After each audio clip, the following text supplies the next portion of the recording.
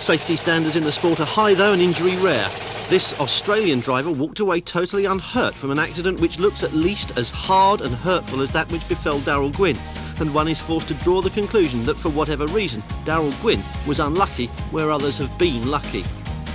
Look at it again in slow motion and you can see the inevitability of what's happening. While Darrell Gwynn's accident was to do with chassis braking, this one is power induced. The back wheels lose their grip, the car is sliding, skating towards the barrier, the driver no longer has any control. He tries to correct, the fishtailing movement starts. Once he's on the grass, it's all over. This dragster is heading towards the Armco on the far side of the strip, with the driver along as a passenger, totally unable to affect the outcome of what takes place next.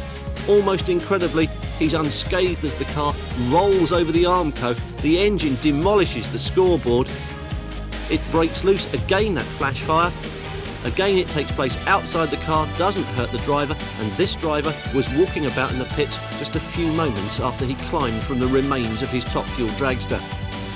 For funny car drivers though, fire is an ever-present, ever-frightening prospect. With the certain but unhappy knowledge that despite its straight-line characteristics, drag racing is every bit as violent as circuit racing, the question, why did they do it, is bound to arise. The answer comes from the adrenaline pumped up by the speed, the spectacle, the power, and for top fuel and fuel funny car, drag racing's magic ingredient, nitromethane.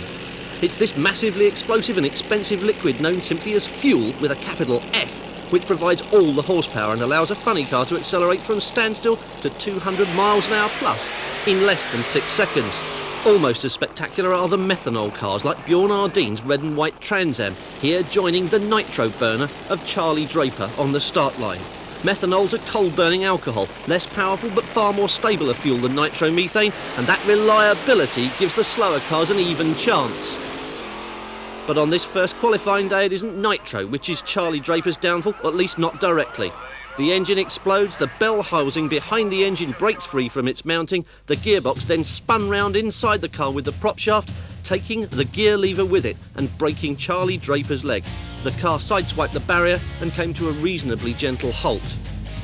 Despite safety precautions like prop shaft hoops and clutch safety blankets, that's a fairly traditional drag racing accident.